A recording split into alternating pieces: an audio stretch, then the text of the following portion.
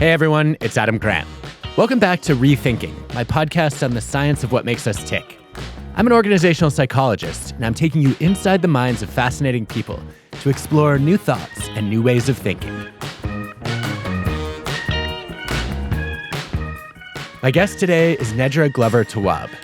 Nedra is a therapist and the New York Times bestselling author of the books Drama Free and Set Boundaries, Find Peace. And she hosts the podcast You Need to Hear This. Nedra is a powerful voice on boundaries and self-care, and one of my favorite thought leaders on mental health and relationships.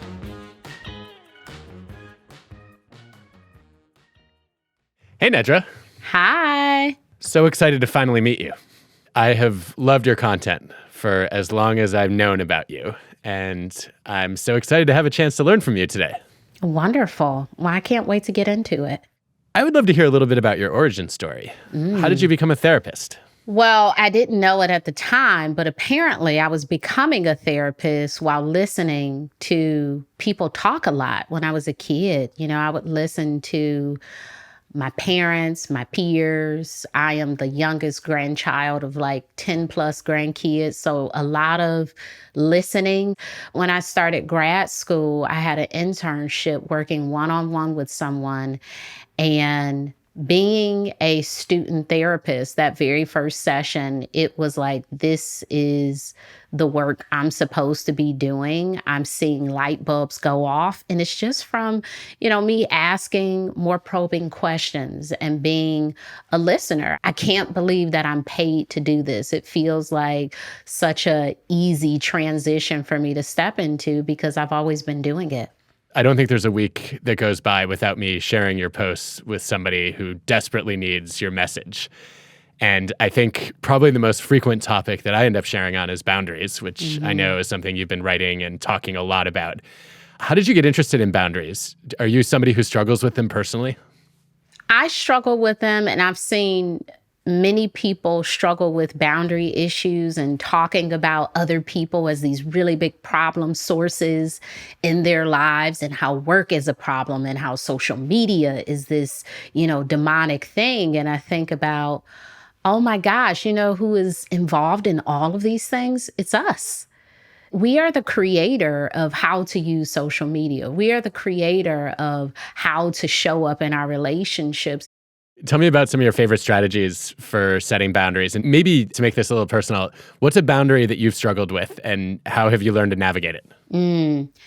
One that I always struggle with is when you're in relationships with people you really care about, say your partner or a close friend or, significant family members. It can be really challenging to say hard things. And we think sometimes the way that we say it should be immediately received. When in actuality, we sometimes have to repeat ourselves. We sometimes have to adjust those boundaries depending on what's happening with the other person. And that can be very challenging. And so my biggest challenge is like, I've said it, now go do it, right? And that's not real. One of the things I've been thinking most about recently is, how can I place boundaries for myself and not other people? Because boundaries really are about what I am going to do, what I can do in the future. It's not always about this person needs to, because when we put it on the other person, it is really challenging to get people who want to do their own thing to listen. I have 2 small kids, and one of the things that I'm working through is the bedtime that they have is actually for me. It's like, so I can have more time in the evening. So the later I allow them to stay up, the more frustrated I become in my parenting. And what I could just do is, maybe send them to bed 30 minutes or an hour earlier so they're able to get the appropriate rest. We've discovered if they go to bed later, it's a punishment to us because they're still up at the same time. So it's like, why did we do that? What was the benefit? There is no benefit. It's like, put them to bed. That's a wonderful boundary to have with your kids so you can have that, that time to watch your rated R movies and inappropriate kid-free movies and just these things that I want to do in the evening. And I'm like, I don't want to sneak to do them anymore. I want to eat candy too. And now I can eat more if you're not watching me. We love them. We want to say yes to them. And it's really hard to stick with that boundary. So how do you motivate yourself to stay with it? I guess is the first question. And then I also want to talk about how you communicate and enforce that boundary, especially when kids don't like to necessarily listen to it. I think about the last time that I was flexible with the boundary and how it turned out. I don't see this going in a new way. I see you staying up to 11:30, still coming into my room at 2 a.m., and then you being up at 7 a.m. So if I go ahead and commit to the boundary, I'll at least get a few more hours of rest and downtime. I think about it that way. I think in my house with summer, you get a little more flexible with your schedule when in actuality, it's almost back to school time. So now we're going back to school hours.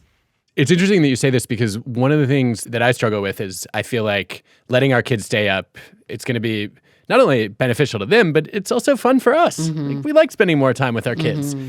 And then I remember how miserable they are when they don't get enough rest and the havoc that wreaks on the whole house. I need to think about the costs of breaking the boundary, not just the benefits of breaking it.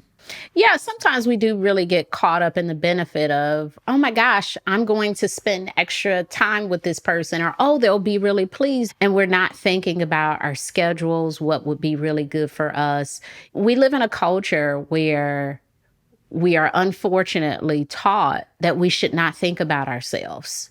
So just be uncomfortable and don't say this to a person. Just be uncomfortable and allow this person to do this thing. There is so much guilt tripping around setting a boundary. It's the worst thing ever. I've had instances where people have been maybe mean to me, and then you say something back like, that's not nice. How dare you talk to me like that? It's like, you just cursed at me in the email. I said that's not nice. Not equal. Not equal. So, there's this idea that we should be able to do things without consequence. And as you stated, ultimately, if you don't get enough sleep, most of us will be cranky. You just pointed out something I guess it's bothered me for a long time, but I never had vocabulary for it. The idea that somebody else can cross a boundary and then get mad at you for just gently pointing out that they crossed a boundary. Yes. We forget that as we are advocating for ourselves, that other people can have a reaction to that as well. We can't determine how people respond. So sometimes people saying something to another person, it's like, oh my gosh, that was rude. It's like, because they said something, because they said no to you. I'm sure as an author, you get a ton of requests for, hey, I'm writing this book. Can you read it? Hey, can you blurb this thing? Hey, I have this new thing. And over time, I think your response to that gets a bit more firm. I find myself, now that I am in this space of being a social media presence, advocating for people I assume to be very burnt out, like actors and, oh my gosh, I met so-and-so and they were so mean. I'm like, do you know how many times they probably had someone come up to them at dinner? Is that a consideration? I understand that this is your favorite person in the world, but what they said to you was, hey, I'm eating. Can you wait? That's not the worst thing to be told. They really just wanted to finish their pasta. I think it's fair to be able to eat while your food is hot. So if we could just be a little more considerate when someone is saying no, maybe they really can't do it. Maybe they really need to say no so they can have more time for themselves. Maybe this rule is in place because it's needed. I love the way you put that. We've all had the experience of either getting a little bit more senior in our careers or having a wider community of friends and colleagues and just having more and more requests fall on our plate. One of the things I guess I've had to learn to do is to set up personal rules. And I had to do that in part because I wanted to help whenever somebody would ask for anything. And at some point, there were just more requests than I could possibly say yes to. And so as a way of protecting me against myself, I felt like instead of saying, nope, I won't do that. Nope, I won't do this. I would have to have rules. I don't do that. And that way I could systematically have a consistent boundary as opposed to making all these one-off decisions. Felt sort of arbitrary. So you mentioned book blurbs. Whenever somebody reaches out now, I let them know that based on the number of requests I get, I'm only able to get to about 5% of them. And I have to have at least 2 months notice so that I have time to read the book cover to cover. And I'm going to prioritize books by new authors that are in the realm of social science or psychology, where I actually think I might be able to help them spread their ideas. And I felt so bad communicating that at first. And now I feel bad if I don't communicate it because I feel like I'm letting my family down. I feel like I'm letting myself down. And I also feel like I'm not being fair because I'm not sending a consistent message to everyone. Where do you stand on the idea of having a personal policy like that? Personal policies are so self-honoring and good for your mental health. I think of it as a uniform for your well-being. It's just easier that way. To just wake up, get your black pants, your white shirt. And there are so many areas in life, whether it's book blurbs or when you will help a friend move, the hours in which you're available for social activities. We need uniforms or rules or policies and procedures for so many different things just because it's helpful. When we talk about a lot of these boundaries that we set around things, it's really a self-protection of mental space and capacity. And that's what we forget sometimes. Like if you were to say yes to every single blurb, you wouldn't be able to do the other really important jobs that you have, like the things that actually pay you, right? Like you would have no time for that. And I don't know about you, but for me, when I say yes to something and it's coming due, and I realize like, gosh, why did I say yes to this? It is the worst feeling ever, but it's also a very teachable moment because in that, I am learning the things that I don't like to do. I am learning new ideas for criteria I may need to have in the future. I used to think that emotions had direct effects on behavior. So, you get angry and that leads you to protect yourself or attack someone else. You feel guilty and that leads you to try to right your wrong or repair a relationship. But I think psychologists have increasingly found that emotions have a greater influence on behavior, not by changing what we do in the moment, but by becoming teachable moments. And just as you're saying, you regret not setting a boundary, and then that becomes a lesson in how to make wiser decisions moving forward. And so I wonder if one of the big messages of your work is to say, when you have a strong, unpleasant emotional experience related to boundaries, think about what can I learn from that to reshape my policies moving forward?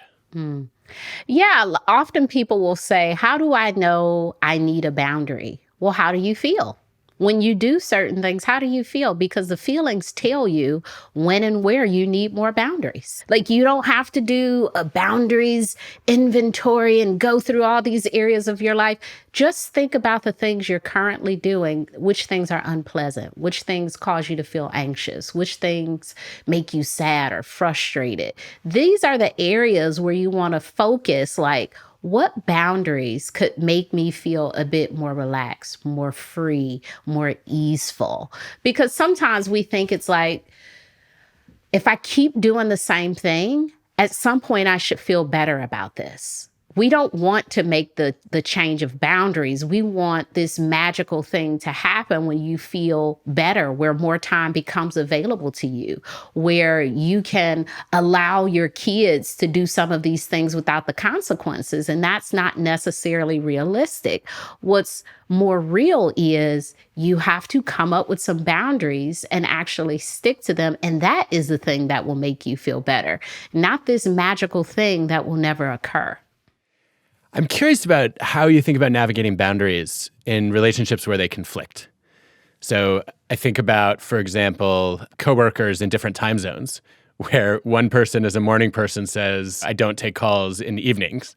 And the other person as a night owl says, I don't take calls in the morning. And there's literally no time where they overlap. Or, in a marriage where one person's boundary is never go to bed angry, and the other's boundary is never try to resolve a conflict when you're still angry. What do you do when respecting each other's boundaries means you just are not going to communicate? I think a lot of people say compromise. Figure out who the boundary is more important to and defer to that person. Not always easy. And I sometimes feel like compromise is the art of making sure that both people are a little bit miserable. Ooh, I like that. That one is really tough. And those are such extreme examples. But here's what I think. How do we hold our own boundaries without imposing them on other people? My boundary is that I won't go to bed angry. I can't make you not go to bed angry. Right? So how do I hold my boundary for myself? I will not talk to people in the morning. You can call all these other people. Hey, you can even call me. I won't answer. So I think that's more about being responsible for your own boundary and not feeling like other people have to adhere to that same protocol for their life. In the area of work, I would wonder, it might be important to compromise. What are some other ways to communicate with a person who doesn't want to speak in the evening or, that sort of thing? I think we have voice notes, we have emails. There are so many systems that we now have in place that could rectify that. But in terms of that old rule of don't go to bed angry, I think that can be your personal rule without it being the relationship rule. I guess the next challenge that a lot of people run into is communicating boundaries when they're not in a position of power. I try not to work on nights and weekends. I have a personal policy of unplugging is a common example. But my boss loves to give me assignments at 10 p.m. and on Saturdays and Sundays. It's really hard to assert a boundary when somebody else is in charge of you. What do you do then? Or how do you think about at least having that conversation? Upfront boundaries at work are the best boundaries. And sometimes we are not very clear in the beginning of what our boundaries are. When you go on vacation, it is best to talk about, how you want to be vacated from work up front. That, whatever comes up, I am unreachable. So even if you try to reach me, I don't see it. Because I'm not available. One of the most freeing things that I've done is take my work email off my phone. I'm able to work when I'm in front of my computer. If I'm being honest, I'm not sending anything from my cell phone. I always say to people, if I send you an email, you don't have to respond until your time to work. So what could be really helpful for people who are bosses, who are leaders, who are in management positions is to allow people to have some boundaries and to not impose a constant work schedule on people, because what we know is having that time off creates better workers. People can focus more. They're more into it. So you don't want to take someone's vacation away. You don't want to disturb their family time or their time playing volleyball with their friends. You want them to do those things. So you have to be vocal in saying, hey, I don't mind working on weekends, but, if you don't want to respond to an email, you don't have to. So there's a lot of communication needed to create a workspace where that is the case. And if you have people who are forceful about it, no matter what your position is, I think you have to speak up about that. It's well established that psychological well-being is important for job performance. And my colleague Nancy Rothbard has found that when people disconnect fully from work, they have higher well-being. It's up to people in power to not only encourage those boundaries, but even enforce them, right? Require them. Yeah. You're also spot on that being proactive about communicating your own boundaries is much easier and more helpful than trying to do it reactively. I can imagine even having a conversation with the boss about, this is the boundary I would love to set. I understand that there might be an emergency that could require my attention. Can we talk about what kinds of emergencies might come up? Can I figure out who might be able to cover for me in that time? And then, if there's anything that truly would need me, let's establish a protocol for how to reach me. And I will give a further recommendation there. When you are away on vacation, please take the first day or two to adjust to being back to work. So change that date on those emails, because what you will see is a flood of emails on the date that you said you'll be back. And you're already catching up on all the emails you missed while you were out. So please take some extra time just to check emails, reacclimate to being at work before you move into, okay, let me get back into all of these projects. A friend of mine wrote what I think is one of the best out-of-office messages ever. He says, "I'm currently out of the office on vacation. I know I'm supposed to say that I'll have limited access to email and won't be able to respond until I return, but that's not true. I'll have a phone with me. I can respond if I need to. That said, I promised my wife that I'm going to disconnect, get away, and enjoy our vacation as much as possible. So I'm going to experiment with something new. I'm going to leave the decision in your hands. If this is truly urgent and you need a response, please resend it to interruptyourvacation@mycompany.com and I'll respond promptly. If you think someone else might be able to help you, email the following person who will point you in the right direction. And otherwise, I will respond when I return." What do you make of that? I love it. You sent a newsletter a while ago about email etiquette. I shared it with so many people because Thank you. I sometimes say like, oh my gosh, I wish I could be a full-fledged adult in 1992 before all of this technology. I will go back to the baggy jeans and everything. Please take me there. Because in our current society, we have so many ways to contact people. It's messages on social media, it's email, it's, your personal phone, your work phone, all of the things. And we expect an immediate response. There is not a lot of grace given to people having a life outside of their inbox or having a world outside of work. And so when people send these emails that are not emergent, there's this expectation. I emailed you 10 minutes ago.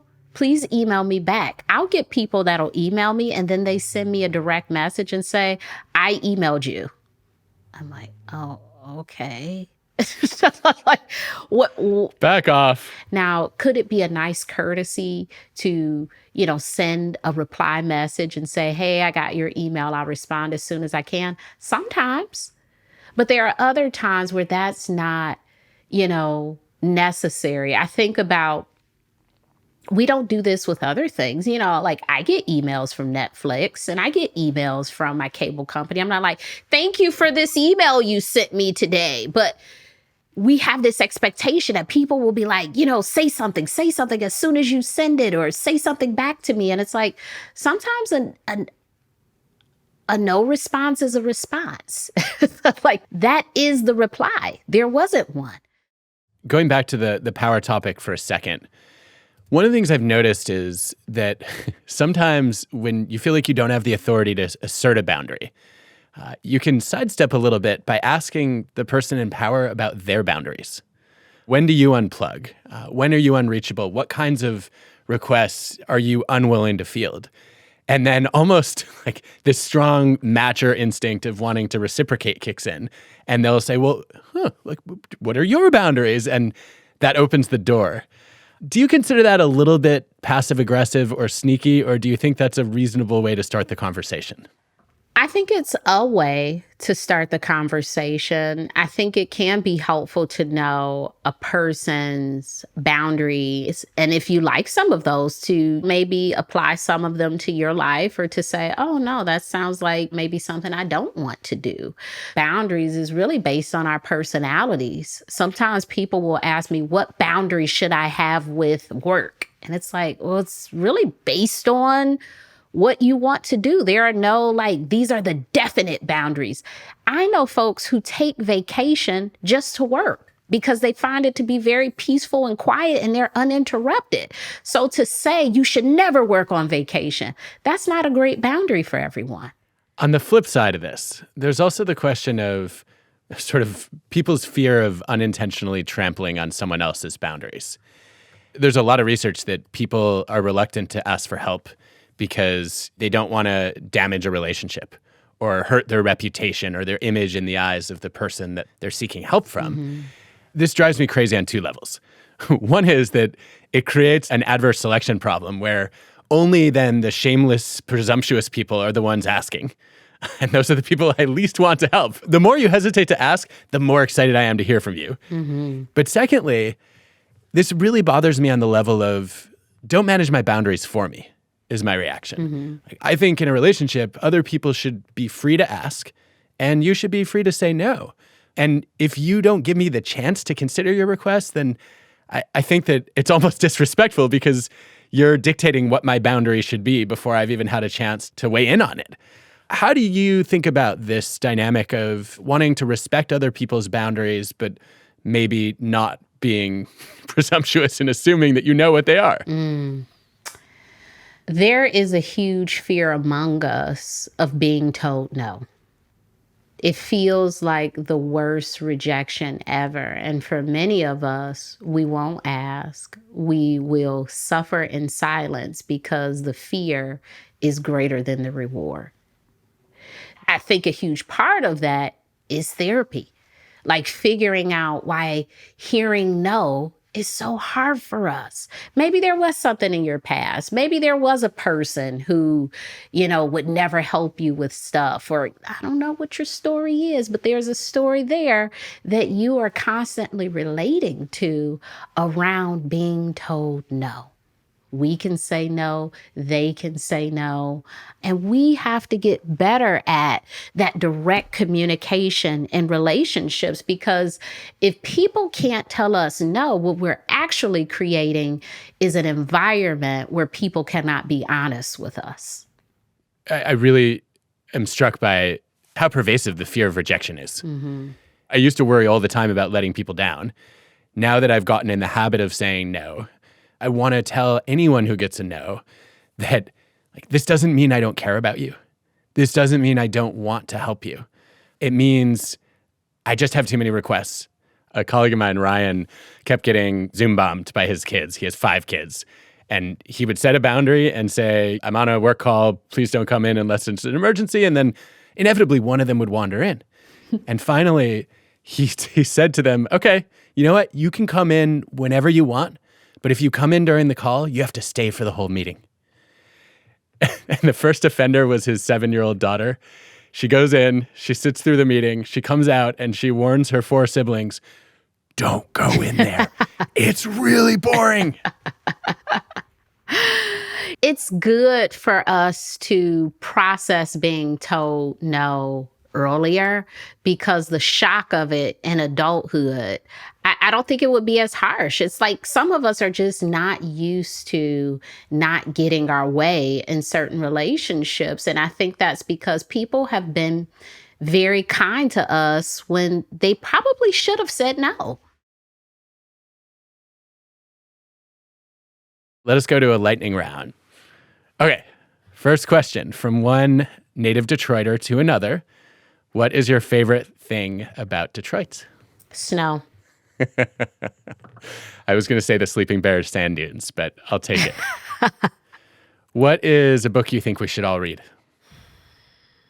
Outliers. Worst advice you've ever gotten?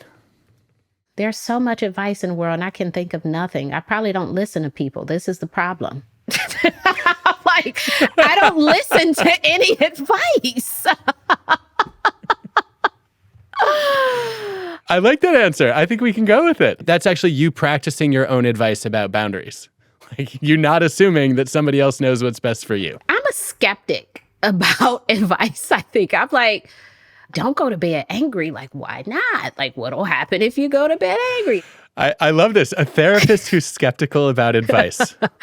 Yeah, generalized advice, because I think advice should be tailored to the person. So when you ask that question, I'm thinking about things like everything happens for a reason, like that sort of thing, where I'm like, that's not true.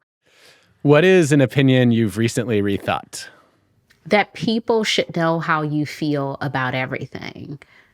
Sometimes we over communicate what we think and feel to the detriment of our relationships.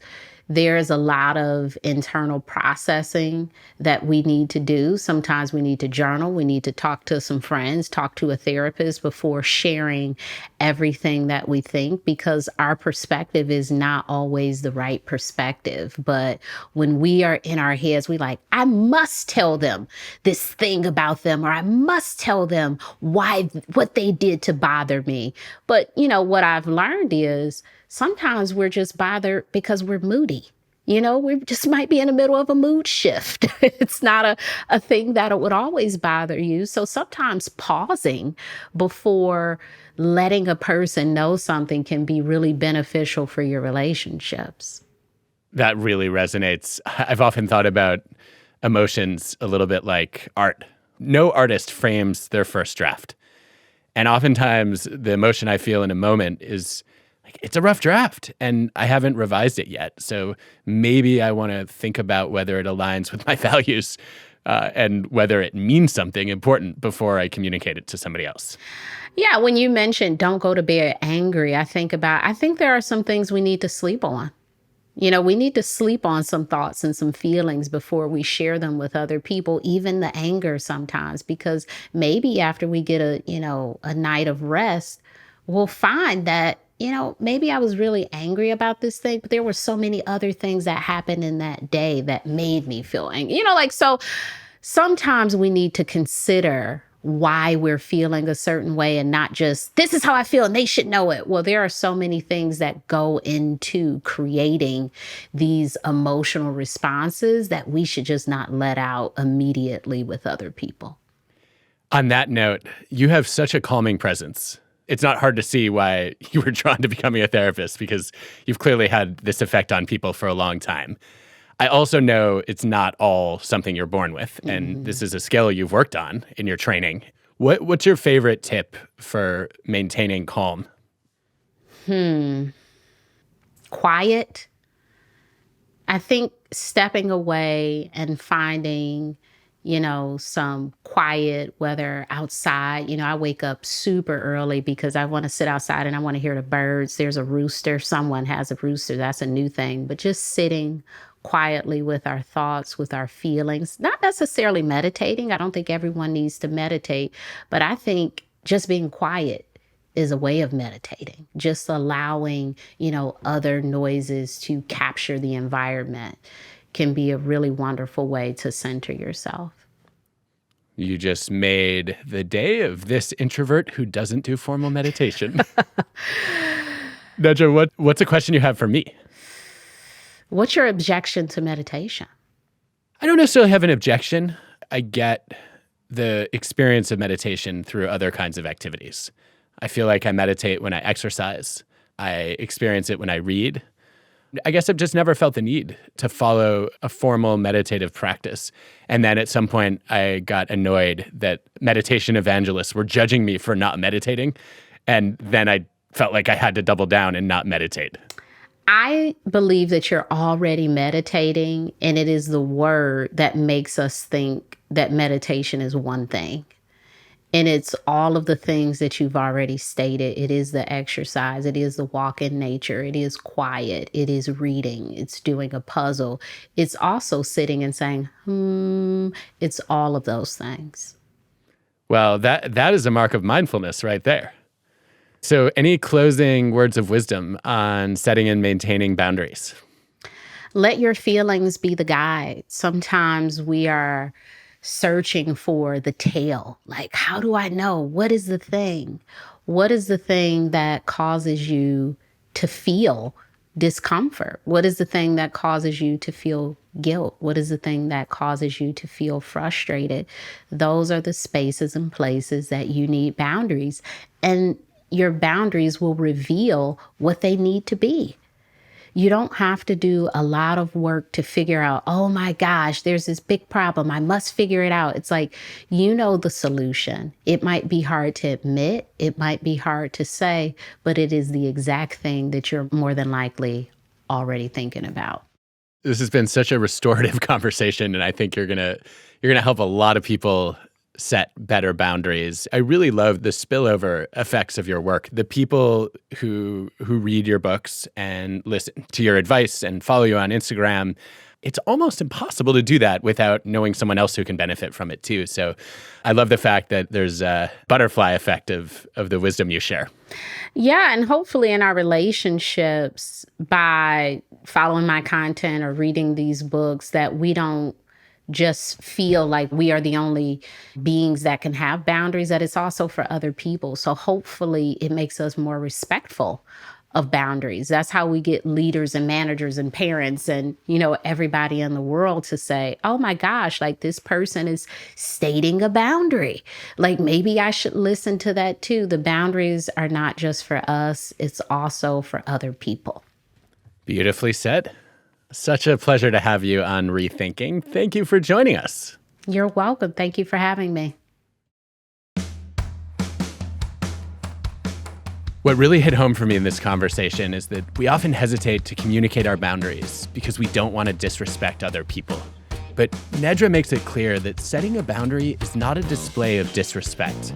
It's an act of self-respect. And if other people don't recognize that, they are not respecting you.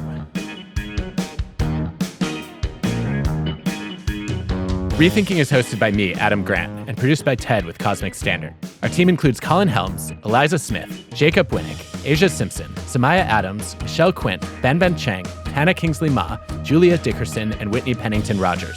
This episode was produced and mixed by Cosmic Standard. Our fact checker is Paul Durbin. Original music by Hansdale Sue and Allison Leighton Brown.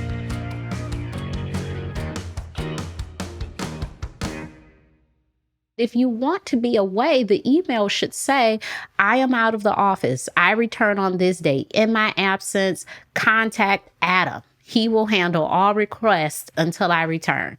That's it. No, I won't. Nice try. Whoever it is. I'm not fielding that request for you. Nope.